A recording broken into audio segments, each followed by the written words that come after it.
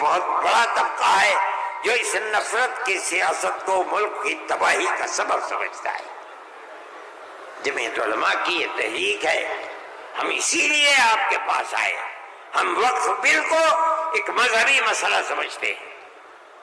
آپ اس بات کو سمجھیے، لوگ نہیں کہتے، میں تو سچ بات کہہ دیتا ہوں، آپ کے اس صوبے کی حکومت وہ بیساکھی ہے جس کے اوپر مرکزی حکومت ٹکی ہوئی ہے، یہ بھی اس کے اندر شریک ہے۔ وہ کہتے ہیں کہ ہم مسلمانوں کو کوئی تکلیف نہیں پہنچنے دیں گے۔ میں نے جو بات کہی ہے اسی لیے کہ یہ آواز ان تک پہنچے کہ وقف کو زندہ رکھنا یہ ہمارا مذہبی فریضہ ہے، ہمارا مذہب ہے وقف۔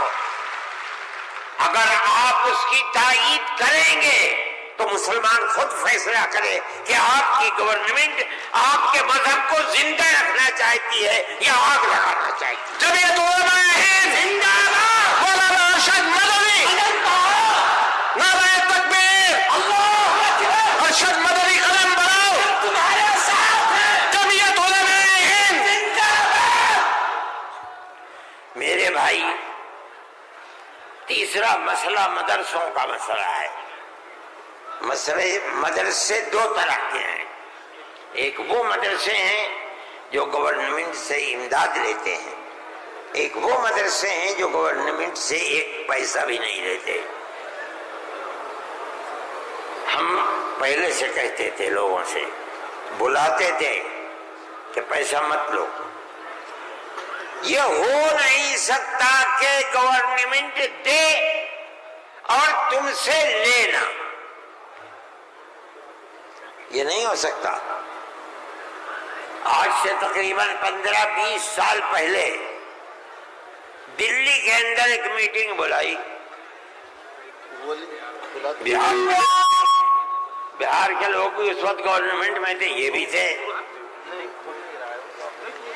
اور وہ یہ تھی کہ مدرسے والوں کو ہم پیسہ دیں گے۔ سب نے منع کر دیا کہ ہم نہیں جائیں گے۔ میں نے یہ سوچا کہ مجھے جانا چاہیے، چنانچہ میں چلا گیا وہاں۔ انہوں نے مجھے اسٹیج پر بلا دیا، اس کے اندر بڑے بڑے وزراء بیٹھے ہوئے تھے، ارجن سنگھ بھی تھے اور دوسرے لوگ تھے۔ وہاں تقریر کرنے والوں نے تقریر کی مدرسوں کے خلاف، میں خاموش بیٹھا رہا۔ اس کے بعد مجھ کو کہا کہ آپ بولیں۔ میں بولے، میں نے ان سے کہا کہ آپ نہیں جانتے کہ مدرسوں کا کردار کیا ہے۔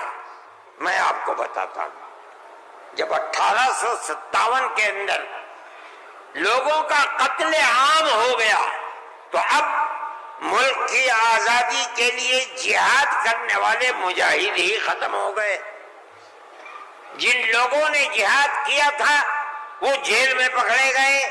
جب عام معافی کا اعلان ہوا تو علماء نکلے اور سر جوڑ کر بیٹھے۔ 57 میں جہاد ہوا تھا، ٹھیک 9 سال کے بعد 1866 میں دارالعلوم کی بنیاد رکھی۔ کیوں؟ اب مجاہد زندہ نہیں رہے، دارالعلوم میں جنگ آزادی کے لیے مجاہدین کی فیکٹری بنانی تھی، وہ ہے دارالعلوم کے اوپر۔ مدارس اسلامیہ زندہ باد، جمعیت علماء ہند زندہ باد، نعرہ تکبیر، اللہ اکبر، مدارس اسلامیہ، اللہ اکبر۔ اس فیکٹری سے بڑے بڑے ہزاروں مدرسے بن گئے۔ جہاں دنیا میں جائیے، نیو یارک میں چلے جائیے، واشنگٹن میں چلے جائیے، لندن میں چلے جائیے، ساؤتھ افریقہ میں چلے جائیے، اور ایشیا کے اندر تو جس ملک میں قدم رکھو یہیں کے فارغ ہیں یا یہاں کے فارغ ہونے والے کے شاگرد ہیں جنہوں نے مدرسے بنا رکھے ہیں۔ یہ مدرسے در حقیقت ملک کی آزادی کی ضمانت ہے۔ ملک کے اندر حضرت شیخ الہند یہیں کے پیدا ہوئے جنہوں نے 4 سال مالٹا میں جیل کاٹی۔ مولانا مدنی یہیں سے پیدا ہوئے ہیں جنہوں نے 9 سال انگریز کی جیل کاٹی ہے۔ اور میں نے کہا میں کتنوں کا نام لوں آپ کے سامنے۔ یہ مدرسوں کی زندگی ہے اور یہ تاریخ ہے۔ آپ اس تاریخ کو بجھانا چاہتے ہیں، کہتے ہیں بالکل نہیں۔ انہوں نے کہا کہ ہم نہیں بجھانا۔ میں نے کہا کہ یہ ہو نہیں سکتا کہ آپ پیسہ دیں انہیں اور پھر ان کے نظام تعلیم اور نصاب تعلیم میں دخل نہ دیں۔ آواز آئی ہم وعدہ کرتے ہیں کہ نہیں دیں گے۔ میں نے کہا اچھا، میں آپ کو جھوٹا نہیں کہتا ہوں۔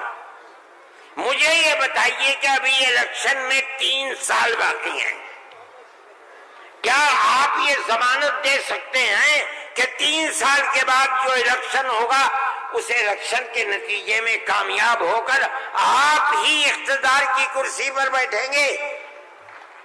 کہنے لگے نہیں دے سکتے۔ میں نے کہا تو آپ تو 3 سال کی ضمانت نہیں دیتے، اور میرے دل میں یہ ارمان ہے کہ اگر قیامت تک میں زندہ رہوں گا تو مدرسوں کو لے کے چلوں گا۔ میرا آپ سے کیسے ہو جائے گا؟ میری آپ سے اس میں مصالحت نہیں ہو سکتی۔ آپ کو اسکول بنانے ہیں، آپ مجھے دیجیے، آپ اگر 50 اسکول کہیں گے میں 50 بنا دوں گا۔ لیکن آپ یہ چاہیں کہ مدرسے کو ختم کر کے اس کے اندر اسکول کا نصاب بن جائے، یا یہ مدرسے آپ سے پیسہ لے کر چلے، جمعیت علماء اسے گوارا نہیں کرے گی۔ میں نے ان سے کہا کہ مدرسے اور مسجد میں کوئی فرق نہیں ہے۔ کہنے لگے وہ کیسے؟ میں نے کہا اس لیے کہ اگر مسجد میں نماز پڑھی جاتی ہے، مدرسے میں نماز سکھلائی جاتی ہے۔ اگر مسجد میں نماز کے اندر قرآن پڑھا جاتا ہے، مدرسے کے اندر قرآن پڑھنا سکھلایا جاتا ہے۔ کیسے دونوں الگ ہو جائیں گے؟ یہ دونوں ایک دوسرے کے ساتھ ہیں۔ جیسے ہم مسجد اپنی خود بناتے ہیں، چاہے چھپر ڈال کر کے بنائیں، اسی طرح ہم مدرسے میں بھی آپ سے کوئی مساعدت لینا ہم نہیں گوارا کر سکتے۔ اچھا، میں یہ کہہ کر کے بیٹھ گیا، صدیقی صاحب جن کو گورنمنٹ نے بنایا تھا اسکولوں کو ان کا اقلیتی کردار دینے کے لیے، وہ میرے برابر بیٹھے تھے، وہ بھی اس اجتماع کو بلانے والے تھے۔ اس کے بعد ایک اور صاحب کھڑے ہوئے میرے بعد، انہوں نے پہلے سے یہ کہا کہ مجھے بڑا افسوس ہے کہ آپ نے ارشد کے بعد مجھے بلا لیا، کچھ وقفے کے بعد بلاتے۔ انہوں نے تقریر، اور جیسے انہوں نے کہا میں نے اس پر یہ کہا کہ میرے اندر یہ طاقت ہے، آپ جو فرمائیں گے میں اسے قبول کروں گا، خاموش، میں کوئی اس کی تردید نہیں کروں گا، اس لیے آپ فرمائیے۔ جیسے انہوں نے کہا کہ مدرسوں کا کردار کمزور ہو گیا، وہ تو مجمع جو صبح کھڑے ہو گئے، خبیث ہے، اتار دو، پھینک دو، نکال دو اس کو یہاں سے۔ جب آگ لگنے لگی تو میں نے صدیقی صاحب سے کہا صدیقی صاحب میں تو جا رہا ہوں۔ صدیقی صاحب نے مجھے پکڑے، بھائی خدا کے لیے بیٹھ جاؤ، یہ مجمع ہمارے قابو میں نہیں آئے گا۔ تو میں نے ان لوگوں سے کہا کہ بھائی کیا بات ہے، کیوں آخر گھبرا رہے؟ ایک بات ہے، آپ کی مرضی کے مطابق ہے آپ قبول کیجئے، نہ مرضی کے مطابق ہے آپ نہ قبول، لیکن اس اجلاس کے اندر یہاں کیوں شور بچاتے ہو؟ خیر وہ لوگ بیٹھ گئے۔ جب ہو گیا تو میں اٹھ کے بھاگ گیا۔ کانگریس گورنمنٹ کی جو بالکل آخری شخصیت تھی، انہوں نے کہا کہ بھائی سونیا جی صدر تھی، انہوں نے کہا کہ آپ نے کیا کر دیا، میں پہلے منع کرتی تھی کہ اس مسئلے کو نہ چھوڑو، بند کر دو اس کو، جو مدرسہ بند ہو گیا۔ آج بھی یہی مصیبت تھی، ان مدرسوں کے خلاف ابتدا میں جو امداد نہیں لیتے تھے کوئی نہیں بولتا تھا، اس لیے کہ جب تمہارا کھایا نہیں ہے تو تم ہم سے پوچھ کیوں سکتے ہو؟ جو تمہارا کھاتے ہیں ان سے جا کے کہو، انہوں نے کھایا ہے اب تم ان کے حلق سے نکالو، ہم نے تو کبھی تم سے 2 پیسے بھی نہیں دیے۔ دارالعلوم دیوبند کو سن 56 کے اندر 1956 میں جو اس وقت یہاں بہار کے آدمی تھے اور ملک کے صدر جمہوریہ تھے ڈاکٹر راجندر پرساد، وہ دیوبند آئے تھے. انہوں نے دیوبند حضرت رحمت اللہ علیہ زندہ تھے، حضرت مدنی، انہوں نے دارالعلوم کے لیے ایک لائبریری کے پیسے دارالعلوم کو دینے کا وعدہ کیا. جب وہ چلے گئے، اب شکریہ ادا کیا ان کا بہت، جب وہ چلے گئے تو ان کو خط لکھ کر بھیج دیا گیا کہ دارالعلوم دیوبند کے بنانے والوں کا یہ حکم ہے، یہ اصول ہے کہ کسی بھی مسلم یا غیر مسلم حکومت سے کبھی کوئی مدد نہیں لی جائے گی، اس لیے ہم آپ کا شکریہ کے ساتھ واپس کرتے ہیں. آج تک حکومتوں پر حکومتیں بدل گئیں، انگریز گورنمنٹ، پھر اس کے بعد ہندوستان کی، مگر اس کے اندر کوئی فرق نہیں پڑا ہے. لیکن اس کے بعد جنہوں نے لیا تھا گورنمنٹ سے، پھر اس کے بعد ان مدرسوں کے اندر بھی ہاتھ ڈالنا شروع کر دیا. جمعیت علماء اس سلسلے کے اندر کورٹ میں گئی، اگرچہ ان مدارس کے سلسلے میں کوئی فیصلہ ابھی تک نہیں آیا، لیکن ہم یہ سمجھتے ہیں کہ قانونی اور دستوری اعتبار سے جو گورنمنٹ سے کوئی چیز نہیں لیتے، پہلے لیا جاتا تھا چھٹیوں کے اندر گورنمنٹ سے، وہ قانون تھا کہ جو ٹکٹ طلبہ لے کے گھر جاتے تھے کنسیشن، اس میں پیسہ کم ہو جاتا تھا. جب گورنمنٹ کی نظریں بدلنی شروع ہوئی، دارالعلوم نے بند کر دیا، اس کو ہم نہیں لیتے. یہ بات ہم نے کہی، یہ اللہ کا بڑا احسان ہے کہ جو تبصرہ آیا، ابھی تک فیصلہ نہیں آیا، وہ تبصرہ بھی حق کے اندر ہے. انشاءاللہ جب گورنمنٹ سے کوئی تعلق ہی نہیں ہے اور دستور کی دفعات 25 اور 26 اقلیت کو یہ حق دیتی ہے کہ وہ اپنے اداروں کو قائم کر لے، کوئی رکاوٹ نہیں ہے، تو ہمارے مذہبی اداروں کے اوپر کیسے رکاوٹ ہو سکتی ہے؟ دستور کی یہ دفعات ہمارے لیے چین و سکون اور عزت و آبرو کے ساتھ ملک میں رہنے کا ہمیں حق دیتی ہے. ہم یہ سمجھتے ہیں کہ مستقبل کے اندر بھی انشاءاللہ ہم اپنے ان پروگراموں کے اندر کامیاب رہیں گے. میرے بھائی، فلسطین کا مسئلہ ہے. دیکھیے، جب یہ مسئلہ ہوا اسی دن ہماری گورنمنٹ نے ایک بات کہی کہ یہ دہشت گردی ہے، فلسطینیوں نے حملہ کیا اسرائیل کے اوپر. میں نے کہا یہ بھی گورنمنٹ جانتی نہیں ہے. جب میں نے اگلے ہی دن بیان دیا کہ یہ غلط ہے، اسرائیل کو بنانے والوں نے بنایا تھا، بیت المقدس اسرائیل سے باہر تھا، فلسطین آزاد تھا. اسرائیل نے امریکہ کی مدد سے اور یورپ کی مدد سے بیت المقدس کو، فلسطین کو، تمام فلسطین کے اوپر زبردستی حملہ کر کے فلسطینیوں کو غلام بنایا اور اپنے اندر داخل کر دیا. پھر یہی نہیں، 2-4 سال کے بعد حملہ کیا شام کے اوپر، اور گولان کی جو پہاڑیاں تھیں ان کو اپنے قبضے میں لے لیا. جب اسرائیل بنا، نہ فلسطین، نہ بیت المقدس، نہ گولان کی پہاڑیاں، کوئی چیز فلسطین میں نہیں تھی. اب فلسطینی اٹھے اپنی آزادی کے لیے. اگر تم ان کو دہشت گرد کہتے ہو تو میں کہتا ہوں گاندھی جی بھی دہشت گرد تھے. جمعیت علماء ہند زندہ باد، مولانا ارشد مدنی قدم بڑھاؤ، نعرہ تکبیر، اللہ اکبر. اس کے بعد سے پھر کبھی یہ بات نہیں آئی. لیکن میں یہ کہتا ہوں کہ جس نظریے کو لے کر اٹھے، اس کا مطلب یہ ہے کہ کچھ جانتے بوجھتے نہیں ہے. کیسے کہہ دیا انہوں نے ان کو دیکھنا چاہیے تھا تاریخ، اگر خود نہیں پڑھتے پڑھے ہوئے لوگوں سے پوچھنا چاہیے تھا، وہ بتاتے ہیں آپ کو کہ ہو کیا رہا ہے۔ میرے بھائی، میں یہ بات کہتا ہوں کہ جمعیت علماء کی ایک تاریخ ہے، اور جمعیت علماء اس چیز کے اوپر ہے۔ ہمارا اس وقت کا مسئلہ صرف ایک ہی مسئلہ نہیں، بہت مسائل ہے، لیکن وقف ترمیمی بل کا مسئلہ بھی یہی ہے، جس کو جاننے کی یہ ہمارا مذہب ہے۔ ہم یہ کہتے ہیں بہار کی گورنمنٹ کو بھی، آندھرا گورنمنٹ کو بھی اگر وہ کریں گے تو اس کا مطلب یہ ہے کہ مسلمان کے پیٹ کے اندر چھرا گھونپیں گے اور مسلمان کے مذہب کو آگ لگانا چاہتے ہیں۔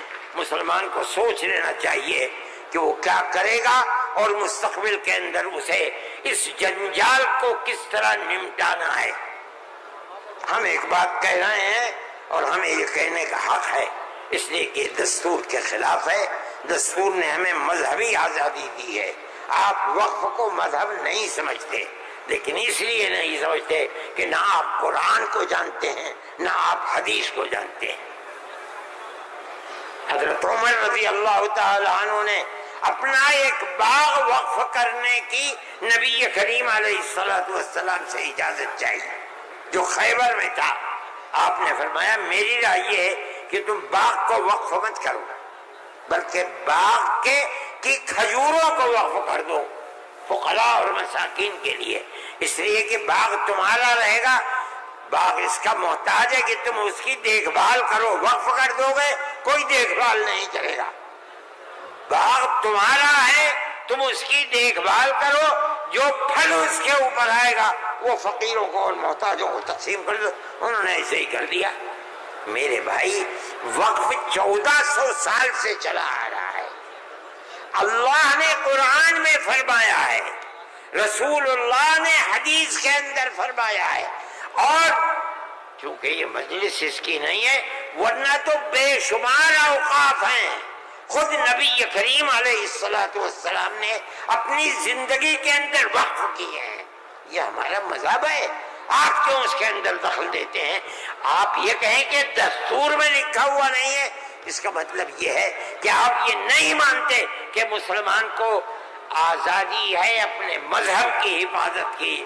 آپ یہ نہیں جانتے ایک ایک مذہب کی جزئیات کو دستور کے اندر جمع کرنا ممکن نہیں ہے۔ مذہب اسلام تو آدمی کے پیدا ہونے سے پہلے موت کے بعد تک قبر کے اندر جو صورتحال ہوتی ہے، اسلام اس سب کو اپنے احاطے میں لیے ہوئے۔ آپ کے دستور میں کتنی گنجائش ہوگی اس کی؟ یہ بات کہہ دیا کہ ہمیں اپنے مذہب پر چلنے اور اپنانے کا حق ہے، اسے زندہ رہنے کا حق ہے۔ ہم یہ بات کہہ رہے ہیں، ہم نہیں چاہتے کہ کوئی دوسرا اس کے اندر دخل اندازی کرے۔ میرے بھائی، میں نے یہ بات کہی اور میں نہیں سمجھتا ہوں کہ اس سے زائد مجھے کوئی بات کہنی چاہیے، اس لیے میں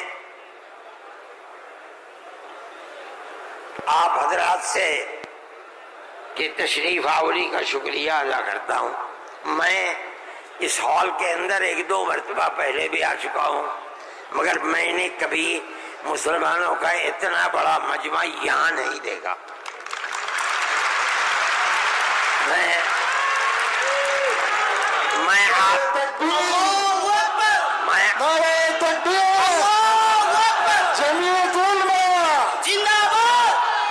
آپ حضرات کا شکریہ ادا کرتا ہوں، اس لیے کہ یہ سب جگہ شہرت تھی کہ اس اجلاس کا مقصد وقف ترمیمی بل کی مخالفت ہے۔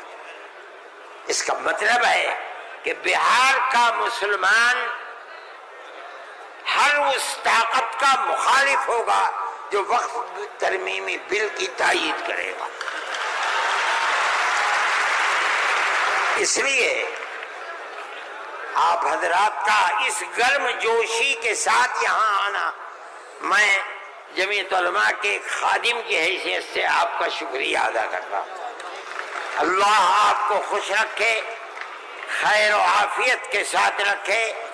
آپ اپنے مذہب کو سینے سے لگائے ہوئے زندہ رہیں اور مذہب کو خدا کرے زندہ رکھے۔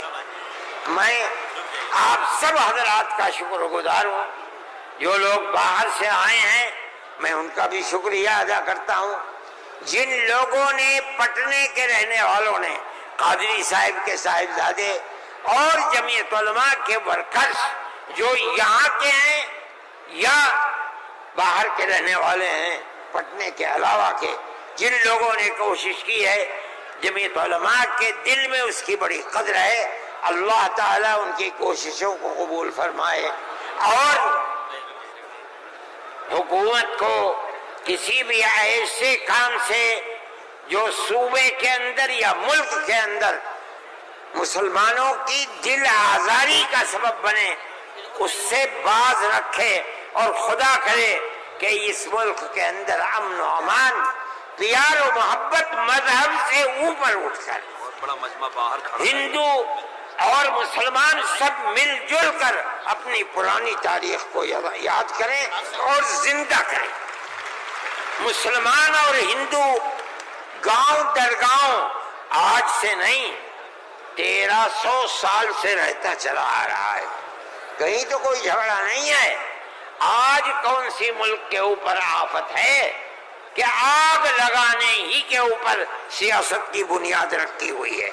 ہم اس کے مخالف ہیں، ہم اس کو پسند نہیں کرتے ہیں۔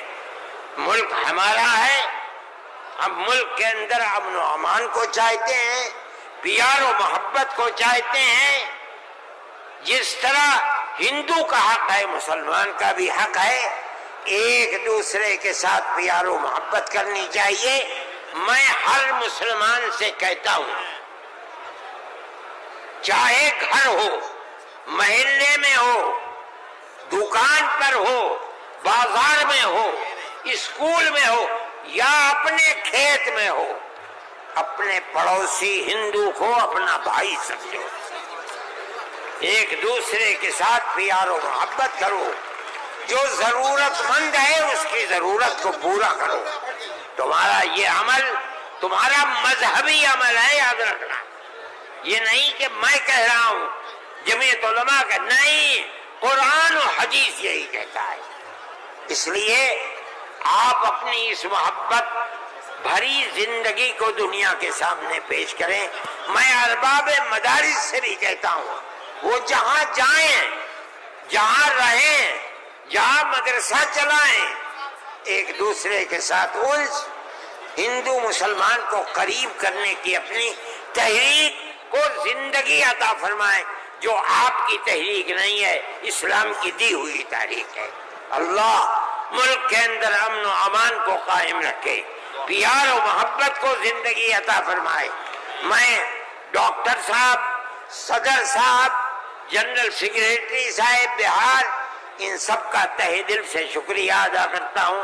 اللہ ان کی کوششوں کو کامیاب فرمائے اور اس اجتماع کو اپنے مقاصد کے اندر کامیابی عطا فرمائے۔